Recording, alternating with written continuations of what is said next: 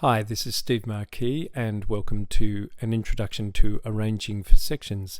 This is a topic we're going to be covering over the next 3 weeks, so let's get into it. What is a section? What do we mean when we talk about arranging for a section? We're basically talking about writing parts or lines for a performance by some type of ensemble. A section is not crucial to the performance of the song, but it's a great add-in to the arrangement. And certainly very exciting when you go to see or hear a performance and added to the band is a horn section or a string section or backing vocalists.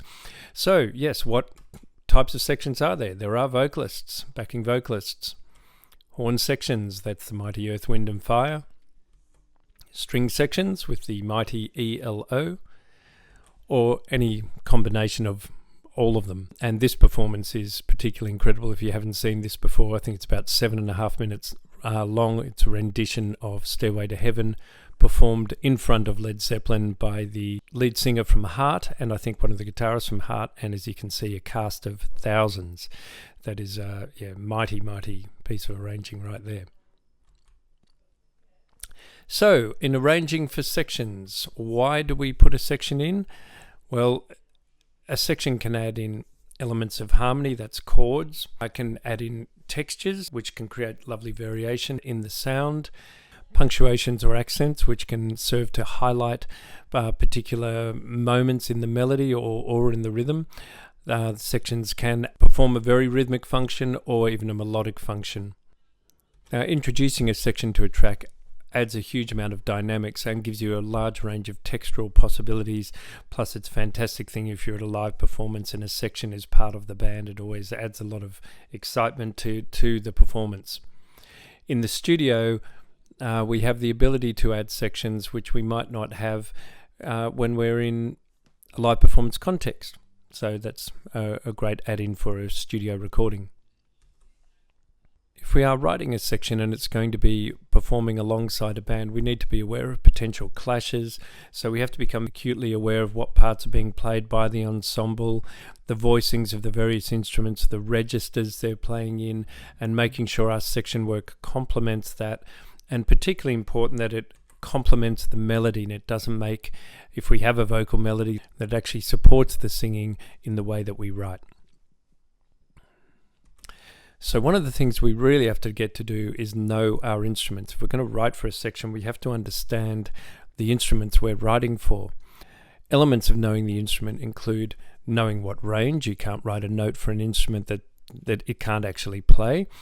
The timbres and blends, so what kind of combination of different instruments, what does a trumpet and a tenor sax sound like? What does a trumpet and an alto sound like? What does a tenor and a trombone sound like, or trumpet, tenor, trombone, etc., etc.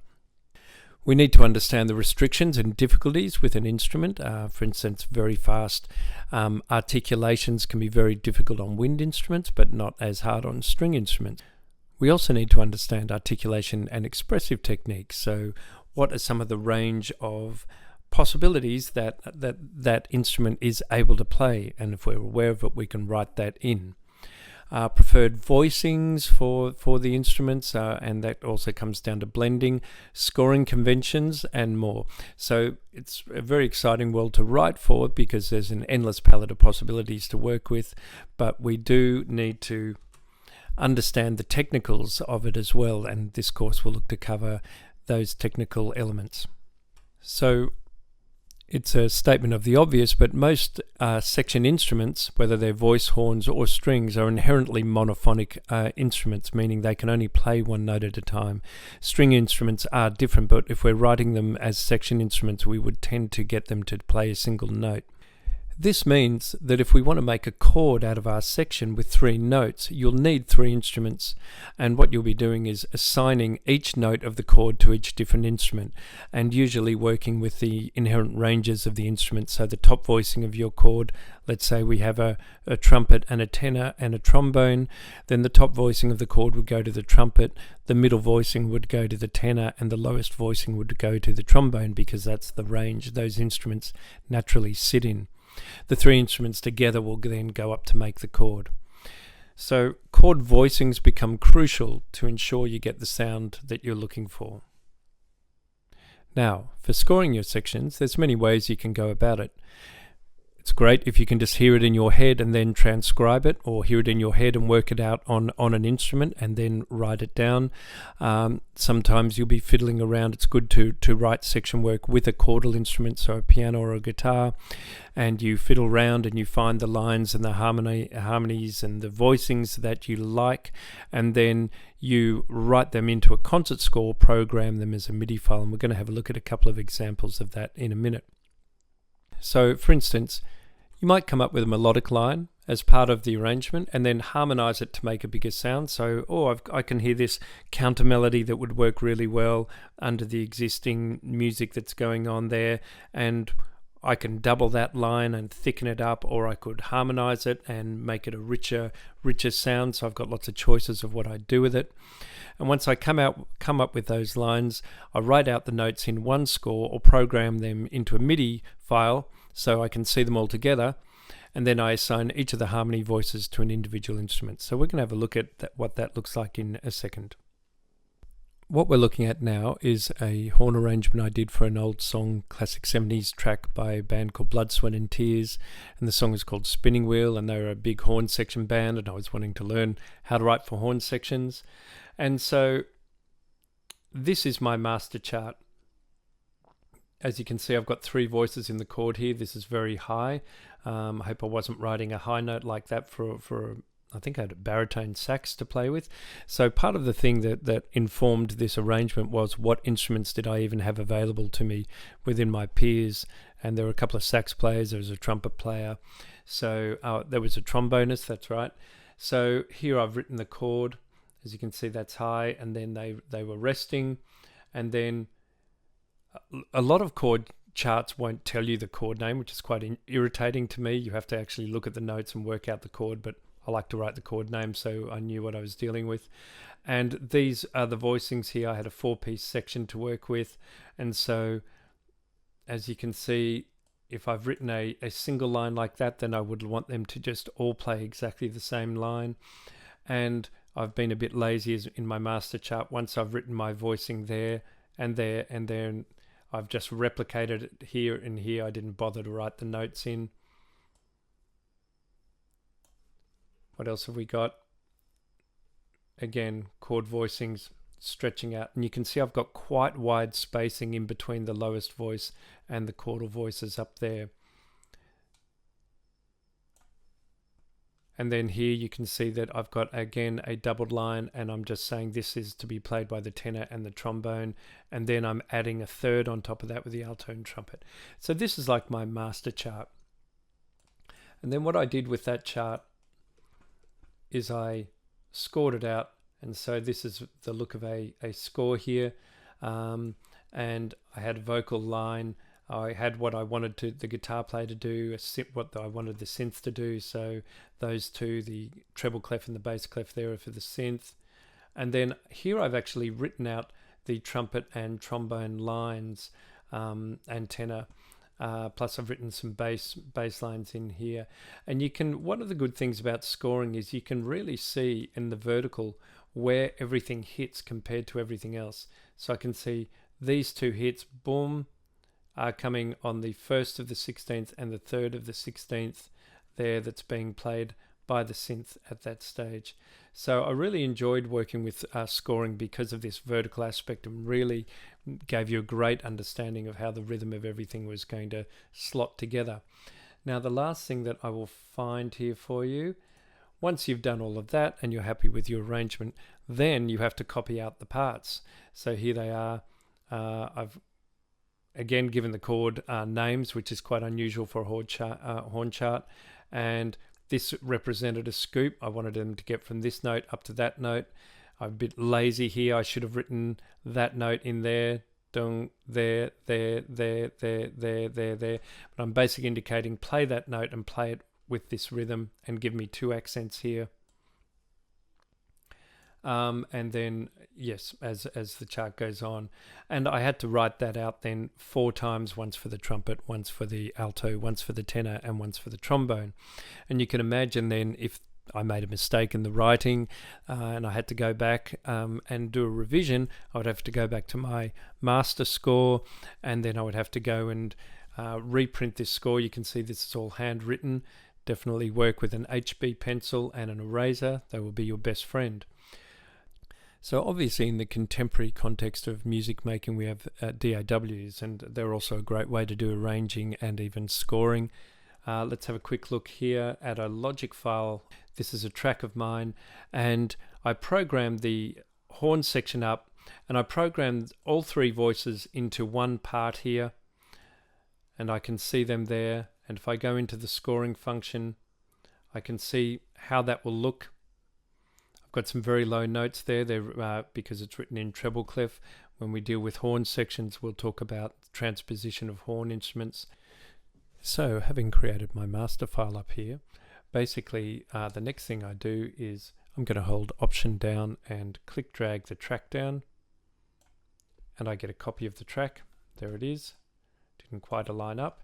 So I have an exact copy of my file there, and the process is, it's a bit of a lug, but this particular part I'm going to create is my trumpet part.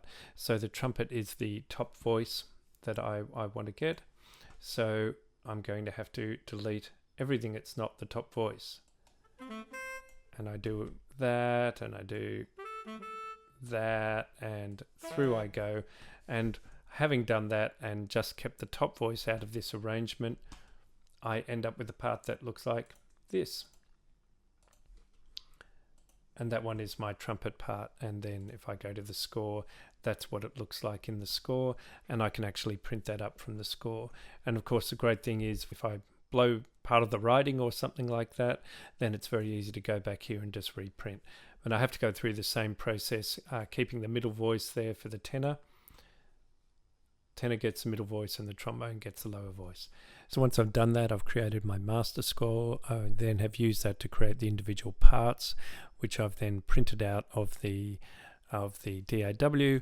I'm able to then get my horn section in and record them, and this is what the thing sounds like when it's all put together with the great horns. Don't do nothing rash, make sure you got the cash. Mr. Fix-It, I'm Mr. Fix-It. Who do you call? who do you call? Who? So writing lines in a DAW is great because you get to also instantly audiate or hear the lines that you're writing, and you get a sense of what it's all going to sound like on the spot compared to when you write it and you imagine it, and then you really don't hear it until you get to have it in front of a section. So let's go back to our PowerPoint here. So when we're scoring for our section, we've got the two methods now that we can work with, and obviously in class mostly we'll be working with the DAW. In terms of writing lines, and as I just covered going through the various charts I had, once you've got your master score or MIDI file, then you write or print out the individual parts for your musicians.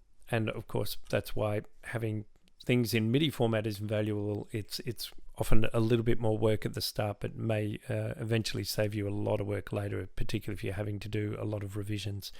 Having said that, Logic does have the scoring function in it, but it is a real lug to use. It's not intuitive at all.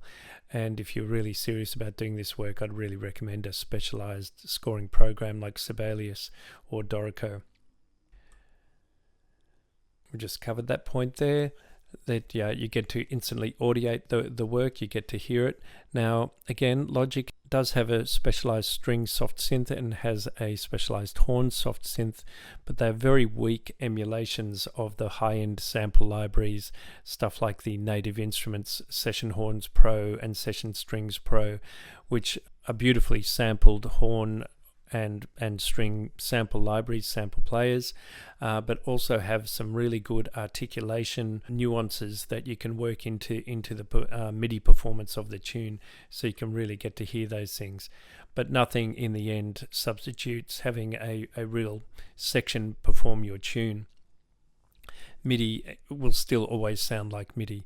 If you don't have access to a full horn section or a full string section, though, a great way to work around it is to do it in MIDI and then get at least one real horn or one real string, and usually the top voice, if you can get the top voice, the trumpet or the violin as the real instrument in there, and have MIDI underneath it, it will suddenly make it sound a lot more authentic.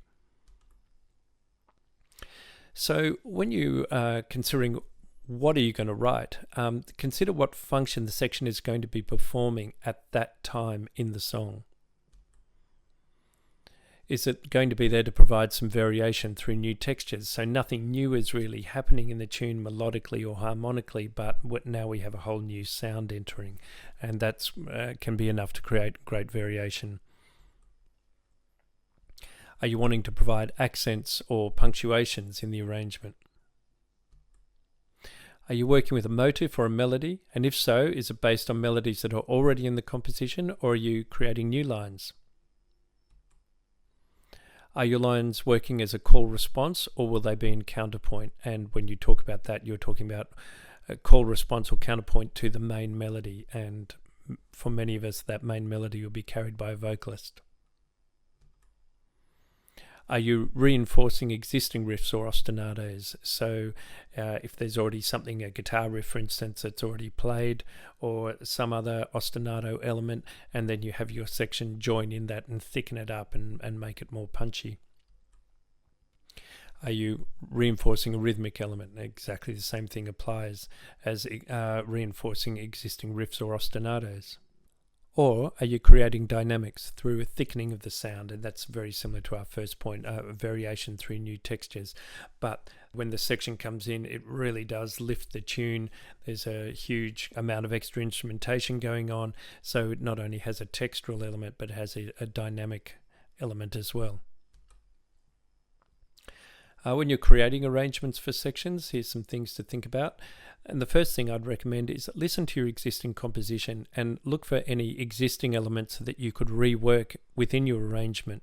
So things like ostinatos, existing melodies carried by the singer, motifs, themes, or rhythms.